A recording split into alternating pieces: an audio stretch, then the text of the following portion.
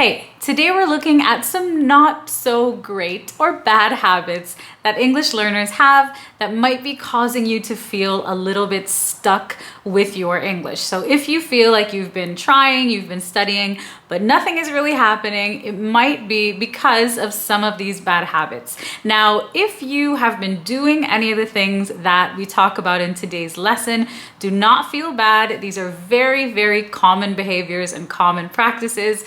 The purpose of today's lesson is not to make you feel bad. It is to help you identify behaviors that are not helping you, and of course, to change these behaviors so that you can progress with your English and stop feeling like you are stuck. So let's get started.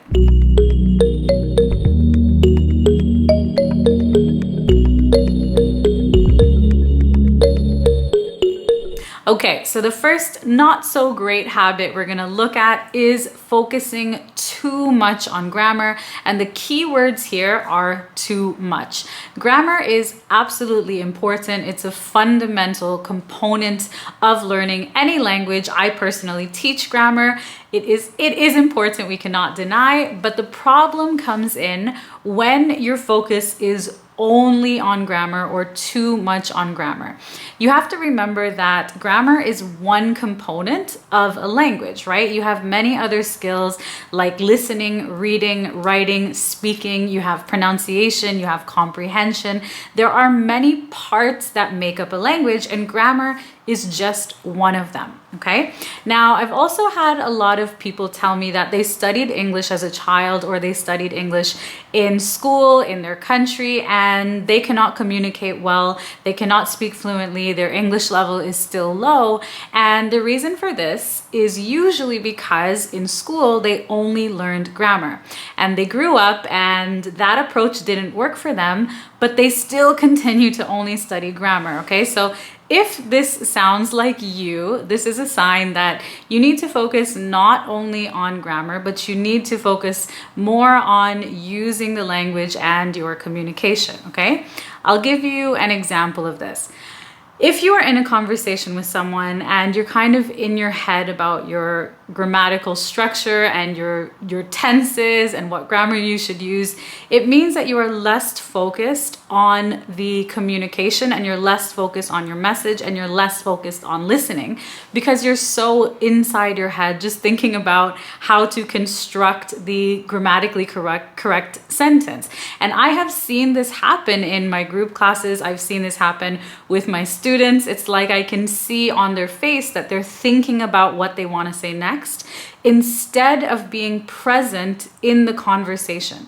And the problem with this is that when you are thinking about grammar in your head in the middle of a conversation, it really breaks the flow of communication and it makes it difficult for the other person. So instead of just focusing on grammar, you should focus more on your message. So when you're talking to someone, you can ask yourself, okay, is my message clear? Does what I'm saying make sense? And pay attention to whether your listener understands you or not. Your grammar does not have to be perfect for your message to be clear, okay? I'll say that again. Your grammar does not have to be perfect for your message to be clear. And in the end, the reason that you're learning English is most likely to communicate with other people. So you need to focus more on clear communication, effective communication, than just on perfect grammar all the time. And speaking of clear communication, I want to remind you that I have created an awesome free ebook for you to help build your conversation skills. It's called English Conversations Made Simple, and you can get it by clicking the link just below this video. Now let's go on to the next bad habit. So bad habit number 2 is trying to learn everything, trying to learn every new word that you come across in English, every single grammar point, just trying to learn everything in English. I know that sometimes you feel motivated and you're like, you know what, I want to learn more and more and more. And that is great. You should hold on to your motivation. However, it's all about working smarter, not working harder, okay? Working smarter, not harder. So I'll explain what exactly I mean by this. Imagine that you spend months or years learning all of these words that you never ever have a chance to say. All of these words that you never have a chance to use. It's like you're just wasting your time. Instead, imagine that you spend 1 month learning content, learning grammar, learning information, learning phrases that you can then literally take away and use in your life. You can use at work, you can use in your conversations. You will see more progress in a month than you would in many years, okay? This is an example of working smarter, not working harder. So it's very important to learn things that are relevant to you, things that are interesting for you, and things that are useful for you. So whenever you're studying something new in English, ask yourself, do I need this? And when can I actually use this, okay? And if you don't need it or if you can't use it, I would suggest not learning it at that point in time. I'm not saying you're never gonna need it, but I would suggest focusing on things that you can actually use immediately, because when you use what you are learning, that's how you remember it. We don't just look at information one time and remember it. We actually have to use it and put it into practice, right? So think about when you were in school or when you were in college or university. Do you remember every single thing that you studied? Probably not. The chances are you probably don't, unless you studied something in university and you went into the same field and you used the theory that you learned. In that case, you're probably going to remember it. I personally do not remember a lot of the things that I studied when I was in school. I remember that I studied for tests and I tried to remember the information and I did fine. But if you ask me about that information now, honestly, I forget a lot of it because I haven't used it, okay? So focus on things that are relevant, useful, and interesting for you, rather than just trying to learn every single thing that you come across in English, all right? So focus more on quality of what you're learning instead of quantity. The third bad habit when it comes to learning English is chasing perfection, trying to have perfect grammar, perfect pronunciation, perfect English before doing things. I've heard a lot of people say that they want to wait to apply for a job until their English is better. They want to wait to socialize and meet new people until their pronunciation is better. And unfortunately, when you wait for your English to be perfect or the time to be perfect, you end up missing out on opportunities. And I always say that progress is better than perfection. If you are a perfectionist by nature, this can be a little bit challenging for you, but you need to remember that we learn through our mistakes. So in order to improve your English, you need to put yourself out there and use your English before your English is perfect. I know that it's hard, but you just have to take a step and do it. I'll give you a personal example. When it came to making videos on YouTube, I'm still very new here on YouTube at the time that I'm making this video, and it took me a very long time to make my first video because I wanted it to be perfect. I wanted to practice, and it still wasn't great. But in the end, I had to just take a step and make it. I couldn't wait for my skills to be perfect, my editing skills to be perfect, my filming skills to be perfect, my presentation on camera to be perfect, because if I waited for my skills to be perfect, I would have never made a video, okay? So in reality, the only way to get closer to perfection or to improve your skills is to use them. So waiting for the perfect time is not gonna help you. Do not chase perfection. Instead, focus on your progress. Bad habit number 4 is learning to passively. Now, learning passively means that you are not actually taking action. And unfortunately, this bad habit has become very, very common thanks to the internet. So it's not enough to follow English teachers on Instagram or even just watch videos here on YouTube.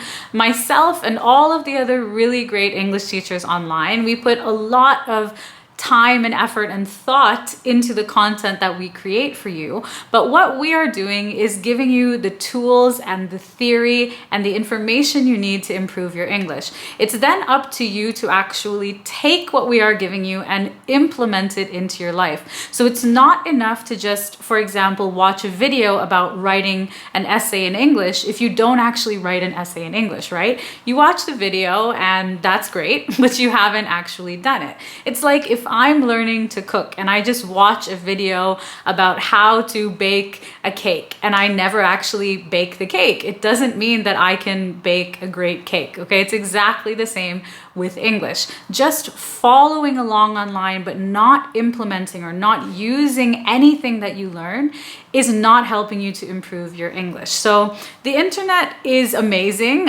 It's a fantastic tool. I think we're very, very lucky to have it, but you still need to take action with what you have learned online, okay? So when you watch my videos or when you watch other English lessons, or if you follow me on Instagram, I teach a lot of great phrases, expressions, I give tips. You need to implement those things that you are learning. You can also get involved, you can engage more with what you are learning. So you can communicate more with me in the comments, for example. That's one small suggestion, all right?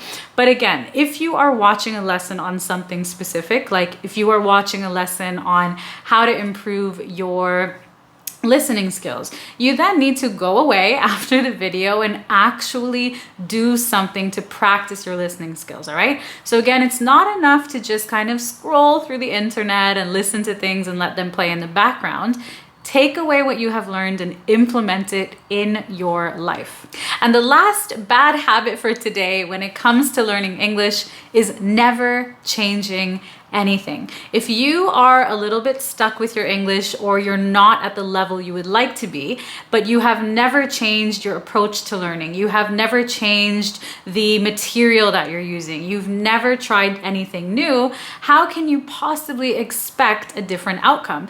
We cannot do the same thing and expect a new outcome, right? That's just not going to happen. So I mentioned earlier in the lesson that a lot of people studied English in school as a child, but they cannot communicate, they cannot speak or carry a conversation, even though they studied for many years. Yet, many people continue to follow the same approach, to take, I guess, a traditional approach to learning, studying from a book, doing exercises, and doing tests. And while this does work for some people, it doesn't work for everyone. And it's really important to understand that there is more than one approach to learning. There are different methodologies, different approaches, different techniques, different strategies, different learning styles. And not everyone learns the same way, not everyone thinks the same way, and we evolve and change as people over time. So it's very important that we also change the way that we learn and we change the way that we think about learning, right? Because when you were a kid studying in school, your teacher just told you what to do. Your teacher said, okay, study this, do this exercise, and you did it. But now as an adult, it's very important that you become self-aware.